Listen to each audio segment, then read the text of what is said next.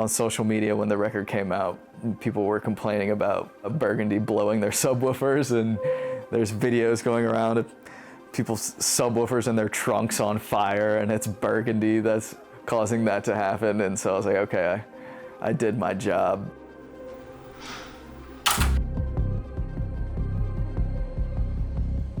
This is Sambo, mixer and co-producer for Suicideboys and G59 Records. You're watching Deathless TV. This is Sambo Bachrack. I'm the co-producer and mixer for G59 and Suicideboys. And we're here in my studio in the lovely Marina Del Rey, California. You're awarded not only as a mixer, but as a co-producer. Can you talk a little bit about, like, you know, the feeling that you had when, like, you know, that came in? Yeah, it definitely feels really good to have that sort of validation that people like what you do, especially when you put so much time into developing your skills and your craft. That sort of validation's very good, but it's not the end.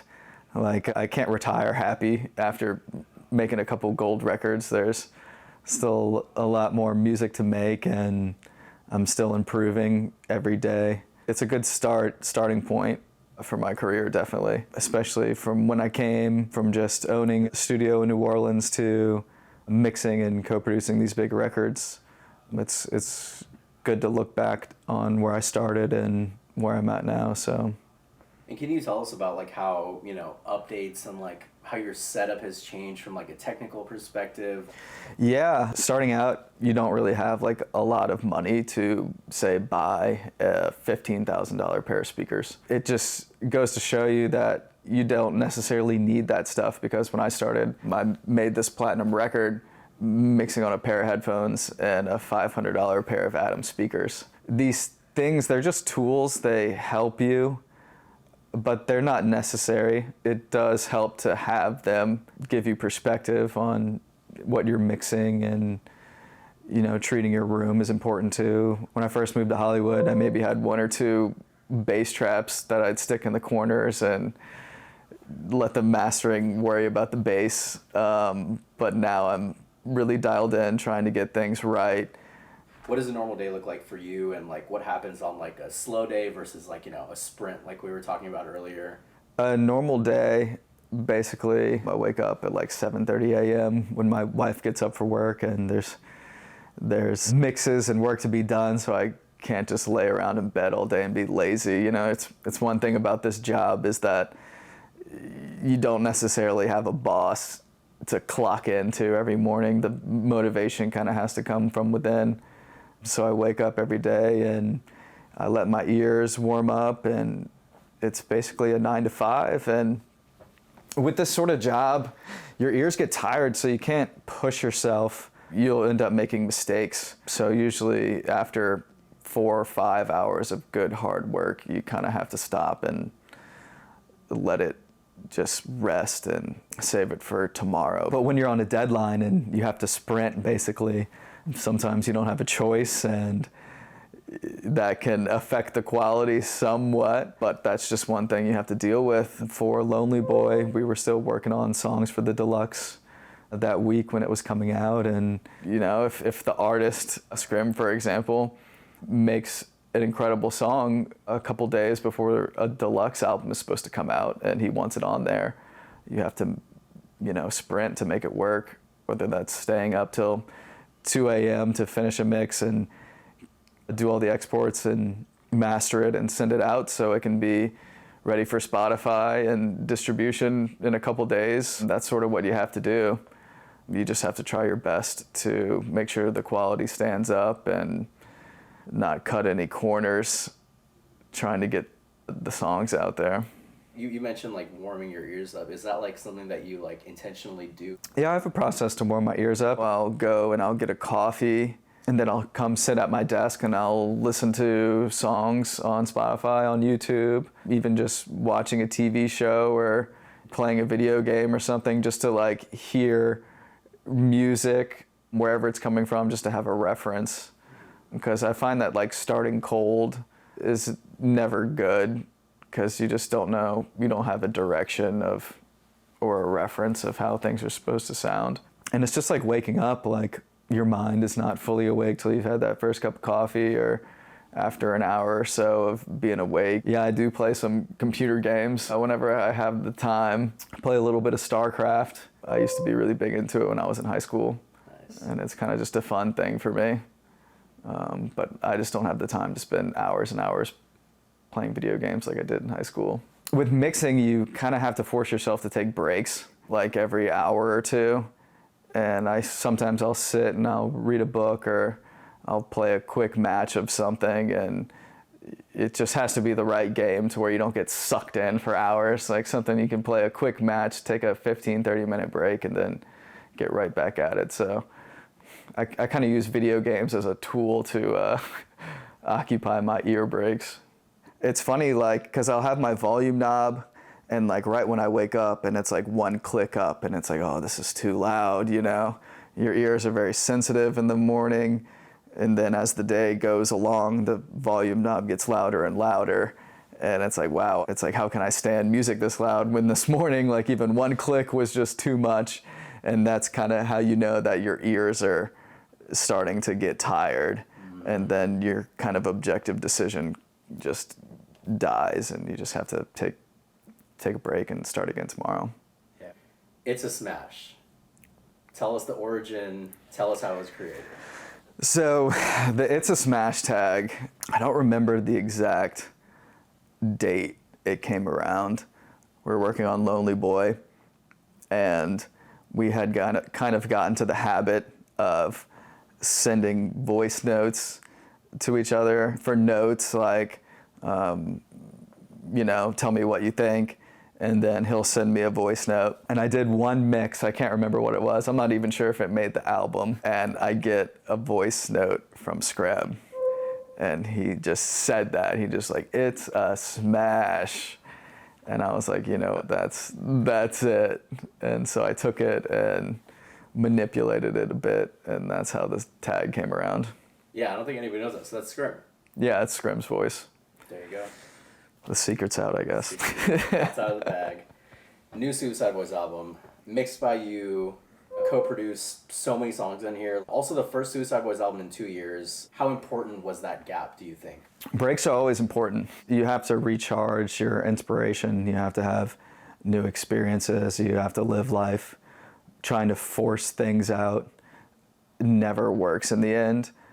So yeah, breaks are incredibly important as an artist, and they can be incredibly frustrating too. Just the process of making new music and feeling that whatever you're creating just isn't good enough at the time.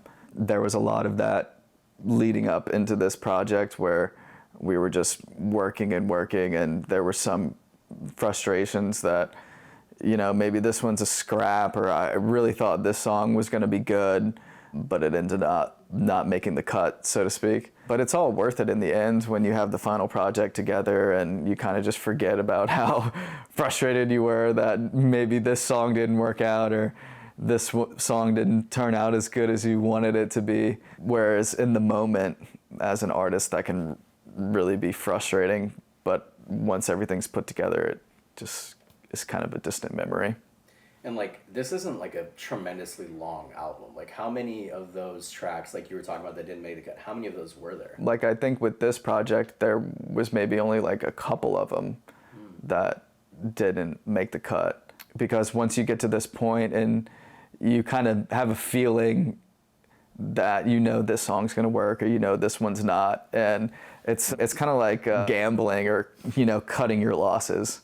Like, you lay your vocals down and you know this one's not going to be good, so you just don't even send it off, or that sort of thing. It's like, the better you get at it, you learn when to cut your losses. How much more comfortable do you feel kind of working with like the boys, like at this stage, like 4, maybe 5 years into, like, you know, the working relationship? Like, do you think that that's like kind of shown through on like some of the tracks that you've worked on?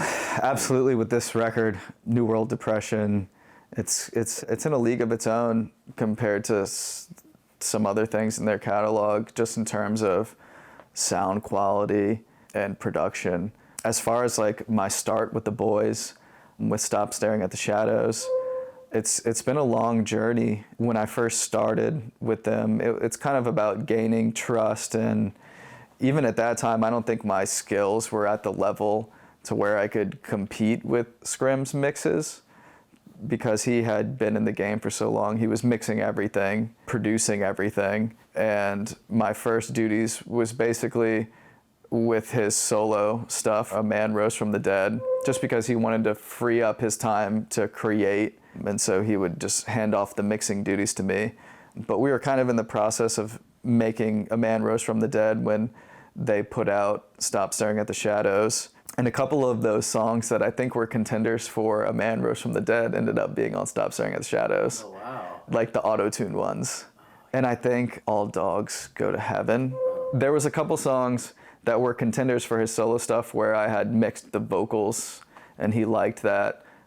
So with that project, it was basically just me mixing the vocals, doing my signature sort of effects like the delay throws and the reverbs and ghost effects and stuff like that, doing all that, committing it, and then just sending them the vocals so Scott could put the final touches on it.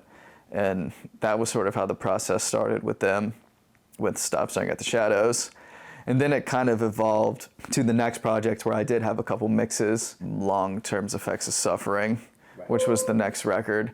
And I had my mixing debut and my co-production debut on that record. In the period between Long Term Effects of Suffering and Stop Staring at the Shadows, I started getting a lot more involved on co-production on Scrim solo stuff. So I had a lot of time to practice and hone my skills when it came to that. And it just sort of worked out that some of those things made it into Long Term Effects of Suffering, like Materialism as a Means to an End and Avalon and $5,000 at 8 to 1. Those songs were like my mixing debut, basically, where I had mixed those from start to finish. There were a couple songs on Long Term Effects of Suffering where Scrim was still doing the mixing. And there were even times where I was frustrated that they had sent me a song to mix and I thought I did a really good job, but I just didn't get it there. I just couldn't match that vibe, or there was just something I wasn't getting. And he was like, send me the vocals and I'll finish it. And I'm like, okay. That was frustrating, but it was just motivation, you know? It was like, okay, there's something I'm not getting. But I did get it on these songs, you know, like what I still need to improve. So there was always just this constant improvement that I was striving for. Like, okay, eventually I'll get to the point where they can send me something and I'll just understand it and they'll be happy with it. And that sort of played out with the next record, Sing Me a Lullaby, where they had a lot more trust in me to do the mixes from start to finish. There was a lot more co-production on that record, but still the mixing duties were split. There were certain things I still wasn't getting, certain times where I mixed the vocals and they just weren't grungy enough or too clean. Scott was just incredibly impressive when it came to mixing. He was just kind of the opposite of me, where I was like a very technical mixer, you know. I was mentored on how to do things the right way, and he just had incredible feeling and an incredible ear for things.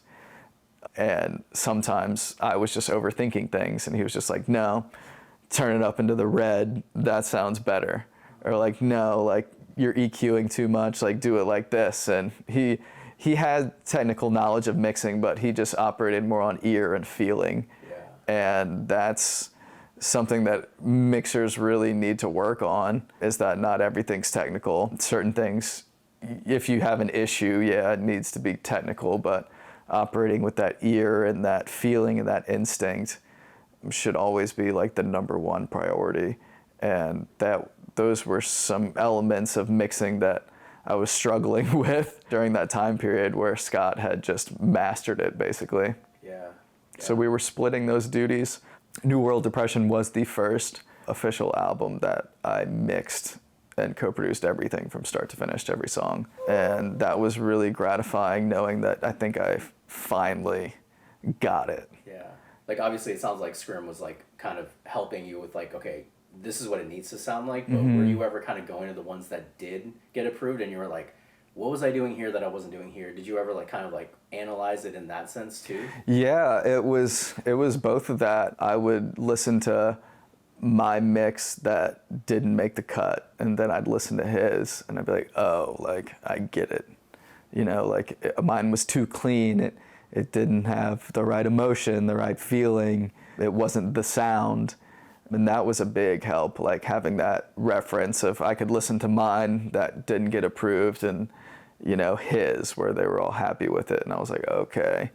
And little by little, I was starting to piece things together over that time period of like 3 or 4 years, because it took a long time.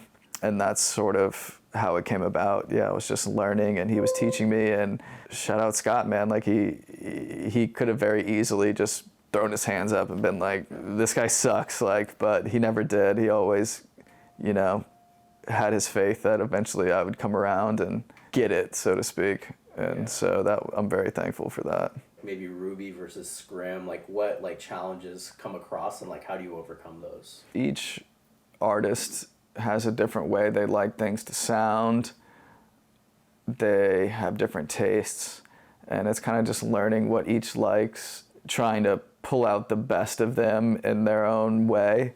Like what's gonna work for Scrim isn't gonna work for Ruby. Like Scrim likes a more auto-tune-y sound. He wants me to turn the auto-tune up all the way, and Ruby wants things to sound more natural. And so at first I was, you know, applying the same effects I was doing to both of them, and I would get notes back saying, no, this sounds overproduced. Like you're overproducing this, it sounds too slick. And I would be like, okay, you know, I'm starting to get it. You know, because early in my career, there was that kind of notion of ego, like I'm gonna try my hardest and make them sound as good as I think they want to sound. Yeah. Then you get feedback, and then you're like, oh, maybe I was doing too much. And I think that's something every mixer goes through their career, you know, turn the auto-tune down and you're like, oh, fuck. So it was things like that. I had been working with Scrim a lot, and like I know the kinds of effects that he likes, like his delays and stuff like that. And when I was doing this record, there was parts where I was like listening to each verse, and I was like, this, you know, his verse is busy with effects. His verse is more raw. There's not as much effects going on. And it's kind of like, you need to kind of find the balance. Like you don't want to try and put more effort into one artist or another. And it's kind of tough finding that balance sometimes. Specifically, like, I feel like you understand like how much this music means to the fan base, and like it's ever growing, ever evolving. Like, do you feel like a certain responsibility? I need to make this like, you know, sound great without overdoing it, like you're saying, right? Yeah, you know, it's a really delicate thing coming into an already established artist that has their sound and taking up sort of these artistic duties like mixing and stuff like that. Because in 2015, their sound was already set in stone, so to speak. And the fans that fell in love with them for that sound, it's a struggle. You don't want to disappoint them, but at the same time, you want to serve the artist and help in their development by bringing their sound to where they want it to be. So yeah, it's a difficult sort of dance you have to do. As far as the meaning of the songs to people, that's like their whole thing, right? Just the way that the fans connect to the music and how it makes them feel and the emotion behind that. And I always felt that, and I talk about this a lot, like enhancing the emotion of things, not taking away. And I always felt like that was my duty, was how can I enhance an emotion that the listener is going to feel? How can I make something more special to them? How can I help them relate to something more? So I always felt like that was my goal when I was mixing or co-producing, and it was always the audience and the fans in mind. There's a sample from this old song called Royal. It was on like the Suicideboys like SoundCloud, or ended up on YouTube. It was never like an official release. Were you aware of that was the same sample when you were like working on it? So as far as that goes, the boys, they like to sample themselves. Right. And I feel like it's kind of an homage to the fans that this is where we started from, this is where we're here now.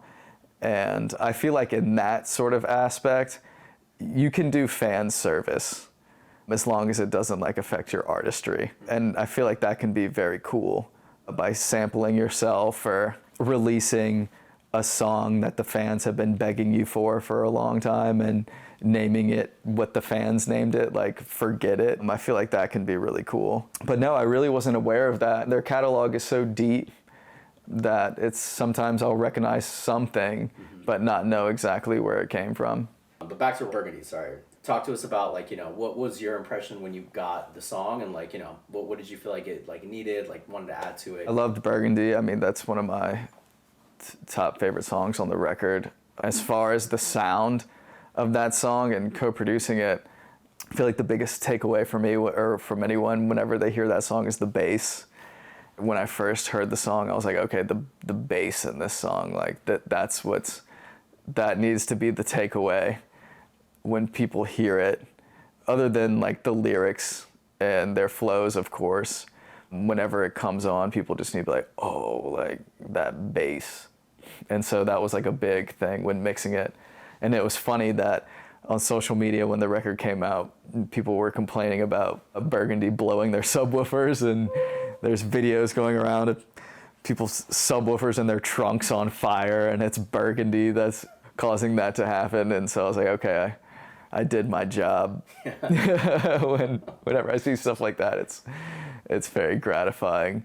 And as far as co-production, you know, like I said, enhancing whatever that they had laid down, not trying to get in the way of things, and just bringing out any extra emotion that I could. At what point does the track list kind of come to life where you're like, you know, you guys are like, okay, this is going here, this is going there? So the track list and how the energy flows, it's something that kind of comes up naturally as you're listening to the songs. And as I'm mixing them, I can kind of get a feel for where it's going to be placed in the album. But the track list is always an artistic decision by them. That's something that I don't have a role in, and for good reason. It's an artistic thing. I can kind of influence where things might go by the way I end songs with production or start them. And you can always kind of feel when you get a song, especially as you've been working on a record, like with Kill Yourself, I kind of had a feeling that this was going to be the outro. Yeah. Like the last one. Like sometimes you can just tell, even without it being said, like I'll end it in a certain way that kind of sounds like the conclusion of a record. And it's sort of things like that. Whereas if it's like a harder song, like Transgressions or Thorns or Burgundy, you can kind of get a feel for that, okay, these are going to be as the album progresses. So I can end it in a way that's solid, that doesn't take too much time between songs, because if you're listening to a record, you kind of just want it to get there. So these are all sort of things that I take into consideration when mixing like a full-length record like that. You don't really want to be thinking of, okay, where is this going to be in the record? You just kind of want to feel out the song and do what's best for the song, and then it becomes more obvious of where its place is going to be. One of my favorite songs too was Light at the End of the Tunnel for $9.99 a month. Where does that rank in terms of like your favorite on the album, and like what do you think the title like is a reference to? I think like as a fan or as somebody listening to the record and you're looking at the titles, I would guess that it's like you're being offered death as a subscription, basically. And it's kind of like it's tongue-in-cheek way of buying your own death, I think. Yeah. It's kind of like a critique on maybe society and, you know, without trying to get too deep. What are some of like the standout moments that you haven't mentioned for you, like personally? What things like stick out as like memorable, challenging, frustrating, exciting? I feel like some of the most memorable things about this record was just like how easy everything was. It alludes to like where the three of us are at and were at that time when we were making it, how we had it down and we have it down still. But during that time, we were just nailing the songs, we were nailing the mixes, the co-production. It was just song after song of that. Nothing was rushed. there was a deadline when we were working on it, but things were just flowing so well that there wasn't a mix where I was like kind of cut some corners, rushing it out, getting it too fast. There was none of that with this record. So if you had to pick favorite song, I'd probably say Thorns, just the way it came together and the piano and organ and co-production I did on that one, it just felt so right at the time. And I love their lyrics and their flows, and just the setting of that song, it just takes me to that place personally. Lonely Boy, Scrim's second solo. Tell us what like the mindset was, like kind of his perspective on like what he wanted to create. So Lonely Boy, it was different from, say, the mindset of making a Suicideboys song, or the mindset of even making something from like A Man Rose from the Dead. And it's kind of that struggle of, you know, who do you want to be? What do you want to sound like? And what do you want to put out there into the world? It was creating the album. It was a lot of fun in that way. And I think like as an artist, like doing something like that is like, once you can do that, that's every artist's goal. Like, let me see what I can do, what styles I can do. And like, I'm killing them all. And I feel like that was like what Lonely Boy was. Like he would just, it was a lot of experimentation. So for that album, we made a lot of songs, 100, 200. Wow. That's why it was so hard to narrow down the list. And we would go through phases, like for a couple weeks, we were just doing this one style. And so he'd make like 10 songs in this one vein and just trying to catch maybe that one or two of them would be really good. That would just hit. Right, and then once we sort of captured that, we'd try and find inspiration from someplace else. Or maybe we'd go back to something else, another style that we feel like maybe we didn't nail as good as we could have. But he just had the freedom of whatever he was inspired by at the time to make music like that. Like, was it like maybe like a year's worth of work, or like a culmination of like a few years, or like? Yeah. Definitely a culmination of a few years, because once he released A Man Rose from the Dead, like we never really stopped working. Just kept going. You know, you're an artist and you can't just take a massive break like that, especially for someone like him. Like creating and making music like is his release, like it is his addiction now, or it's you have to have some sort of outlet. And it's kind of like me, like I've gotten so used to it and he's gotten so used to it. Like if we'll take a break for a couple weeks, and like if I have to go on vacation somewhere, or like he has to go on vacation or do something, and after 2 weeks we'll both be texting each other like, fuck, like I gotta get back in the studio, bro. And I'm like, me too, dude, like I'm going crazy. So it's kind of that. It's like, it's just something in both of us where it's like, we just need that release, like that creative energy. I saw Scrim was back on the tour bus for Great. He said, back on the tour bus, some of the best songs have been made on the tour bus. That was the whole tweet. Yeah. What was your like reaction to that? I love that he's back on the bus. I call it the banger bus. Banger. Not the bang. Not the bang. No. There was a lot of songs from Lonely Boy that were made on the bus. Okay. And I think it's just that energy of tour. It just changes things up. Like when he's not on tour, he's at his house and he kind of has to hunt for inspiration sometimes. And then when you're on the road, it just kind of finds you. And so, a lot of the songs for Lonely Boy were made on the bus. I can't remember which ones exactly. There's so many. Yeah, but a lot of them were. And so, I'm excited. He's back on the bus, and I'm already getting songs to mix. To some other projects like within the G59 sphere that you worked on, Sacrifice and Sabotage by Chetta. You helped mix the album, co-producer. You know, Scrim also heavily involved in that project too. What was it like working with Chetta on this album, and like just standout moments? Yeah, I loved working with Chetta on this record.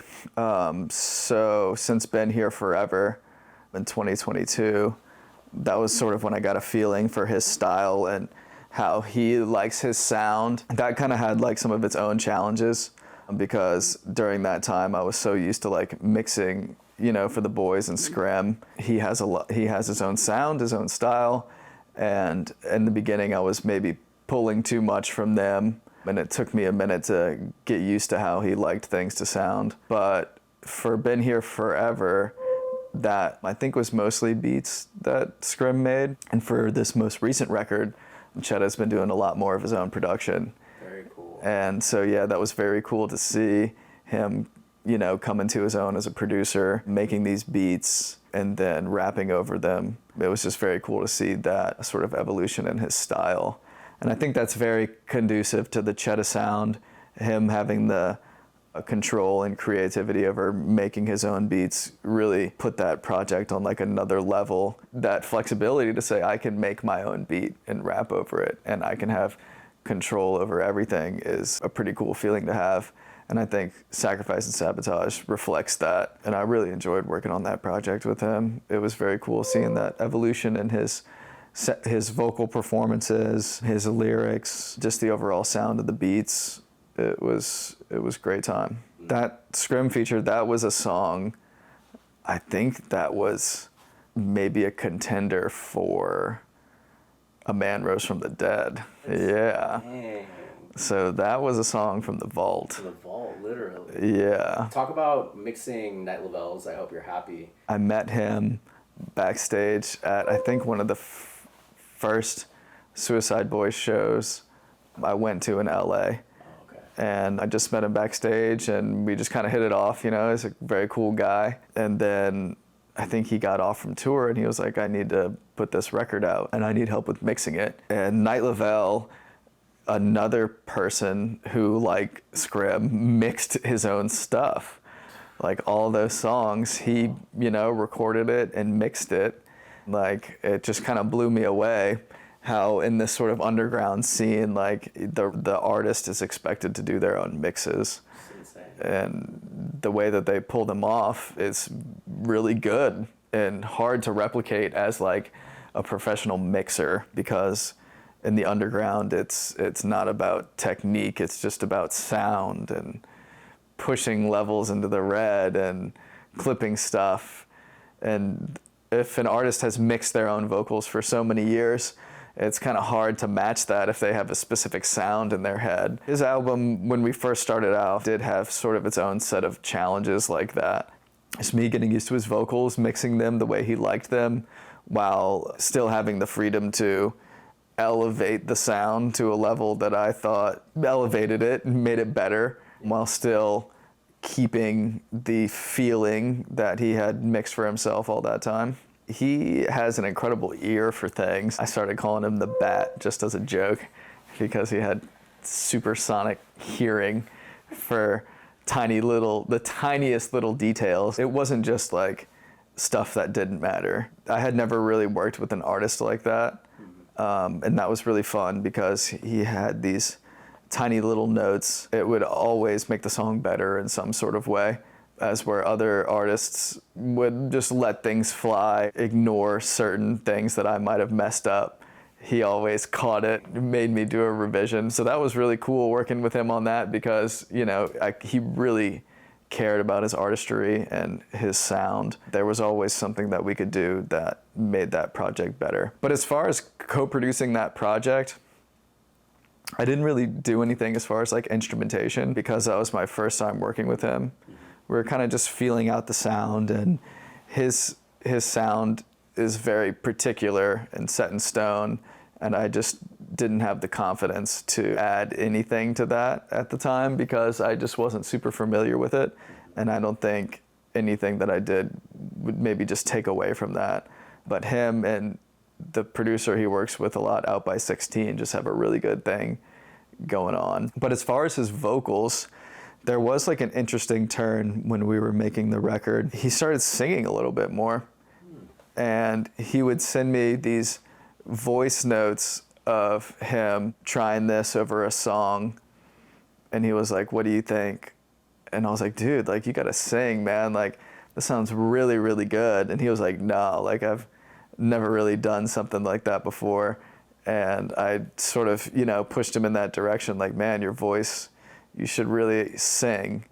And so like on the outro of that record, when he was, you know, doing a little bit more of some melodies and some singing like that, I was really happy that like I gave him just the little push he needed to put that out into the world. And so co-production sometimes doesn't involve what you can add to a project in terms of instrumentation.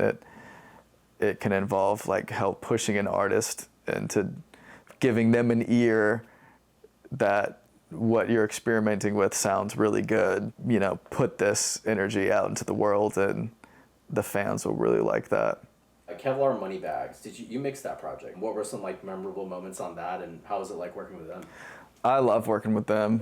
When all three of us come together, it's just a great time. So finishing up that record was kind of a sprint. Sometimes when an EP kind of has that energy, it's a good thing, because if you kind of overproduce or overmix an EP, it can kind of take away from the rawness of it. So they recorded most of it out here, and then they brought it for me to mix, and they both came here in the studio, and we were sitting here mixing it, and if they wanted to do an ad lib or replace some line or something like that, we recorded ad libs and did stuff like that here. That was a change up for me, that EP, because most of what we do as mixers is in our own studio by ourselves, and we don't necessarily like having clients sitting behind you while you're deep in your process, either contributing or nitpicking things. It's more so you do the mix, you send it to them, you get feedback. But it was fun having them here, and we just sat and we just all mixed it together. And because it was kind of a quick thing, it was nice having immediate feedback where I could sit and mix it for an hour and be like, what do you think about this? And they'll be like, try this or that. And I'd be like, cool.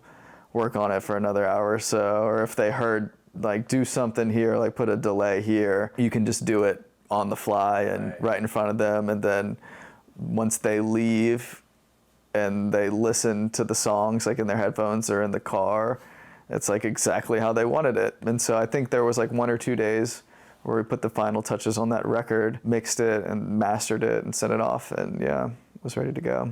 Ying tapes, what was it like working on that? How the concept of that project started was as we were working on Lonely Boy, Scrim and I, we kind of hit a stride where we were making these sort of lo-fi songs. There was just a period there of like maybe a couple months where we just kept pushing the issue on this sound. And he just kept pushing me, because in terms of engineering, that was like something I had never done before. We kind of had a feeling that, okay, maybe we might put this out as like a solo. But then we started listening to some of the songs and we're like, man, this is just too good. You know, like it might be too left field for you to just do this as a solo project. And then Adi started to come around onto the idea, and he was like, Adi should get on these songs and we'll experiment with it. All it took was one song. I think it was like South Parkway was like one of the first songs that he put vocals on. Wow. And like when that song hit, like it just was a feeling, you know, it was like, this is it. Like, this is the sound. Like, it has to be both of you. Because we were experimenting with pitching the vocals, and we were trying to make Scott sound like two different people, like make him sound high, make him sound low. And it was like, instead of having, you know, making you sound like two different people, why not just have two different people? That's funny.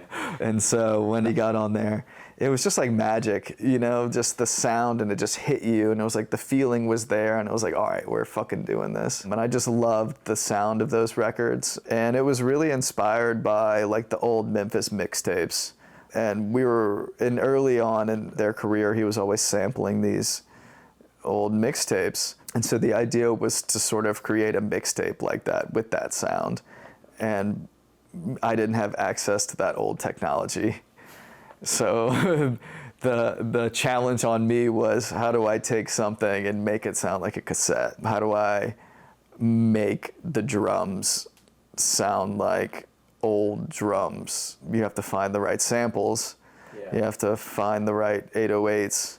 And that's its own challenge. It was like, how do I take something recorded in 2022, 23, and make it sound like it's from the late 90s? So a lot of that was experimenting with software, just thinking outside the box, like how can I use cassette software and just run the entire mix through that to make it sound like a cassette. Wow. And like choose through different cassette types and see which one sounds the most like that.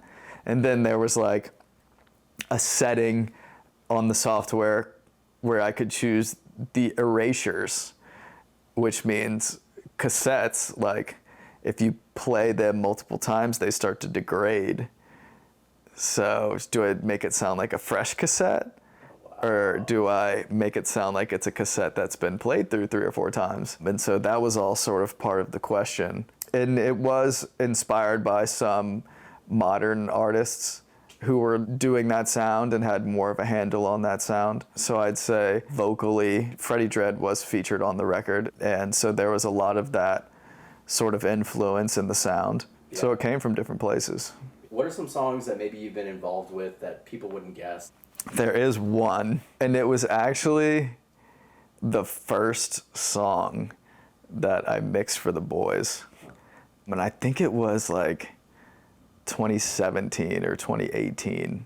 So it was a really, really long time ago. I had my studio back in New Orleans, and I was just starting to get to know Scrim. And there's a beat that like Diplo made, and they were getting a feature from Tommy Cash. That's a very obscure song that I mixed. And that was the first time where I mixed both of their vocals. Yeah, it was like 2017, and I'm pretty sure Scott had said something about like how he hated his verse or something like that. And like that's like a song that they just let history, you know, take that. Not going to be on any tour set. Right. Not going to make a tour set. But that's kind of a funny song that I did very, very early in my career. Wow. Iconic beer stash. What was the origin? What's the story behind that? So the beer stashes, they came about here in LA. Lena and I, my wife, we were just going out and drinking Guinnesses. And it just kind of happened organically. Because it just fit so perfectly. And so I just kind of figured I would make a thing out of it. I think I posted a picture one time, and like it got a lot of reactions, like people liked it a lot. Yeah. And so I just figured I would keep that going. But I haven't done one in a while. I kind of got out of that zone. But they might come back, yeah. They might come back. There's still hope. Stone Rabbits, band that you were in high school. Yes. Is there any possible future where that makes a revival, maybe? You know, I hope so. It's crazy that all these years later, like I still have dreams, like we're playing shows and like my kick drum pedal breaks, or like I'm trying to set my drum set up and I can't, and it's like we're an hour late and I can't get my drum set up. And I mean, that was such a formative period in my life that like I don't think I can ever fully get away from it. Not that I would want to. It was some of the best times of my life. But yeah, I hope so eventually. I'd love to play music with them again. I miss playing drums so much. I might have to get like an electric kit or something to play around in, or maybe join like a cover band or something around here just to have some fun. I feel like you could easily find one. Yeah. Just to cap us off, like what's next for you personally? Tell us what we can expect from you next. As of now, I'm still working on stuff for the label. There's some projects that are in the works that are going to come out. As far as like my own music and stuff like that, I've been working on some stuff that I'm not sure if I'm ready to talk about yet. But maybe one day if I get good enough at making my own music, I'll release something. But right now, it's just kind of a hobby of mine. You know, a different style of music to help up my production game and give me a different perspective. You know, you never know where music is going and what influences people might want to pull from different genres and stuff like that. So I'm always experimenting, you know, learning production for genres that might seem out of left field. I'm trying to keep my chops up, but improving every day. And that's a big goal of mine, whether it's mixing or production. You have these periods as a mixer where you feel like you don't make any progress for like a couple months. You feel like you might be getting worse, and then you'll have a period of a couple weeks where you actually, okay, I am getting better. Or you'll listen back to something and you'll be like, oh, like I'm much better now than I was then. It's just such a subtle, fine craft that it's really hard to tell when you're making progress and getting better.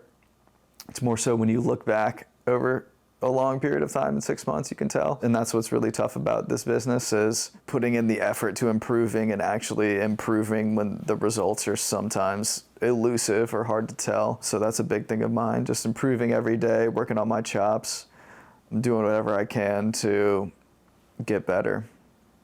This is Sambo, mixer and co-producer for Suicide Boys and G59 Records. You're watching Deathless TV.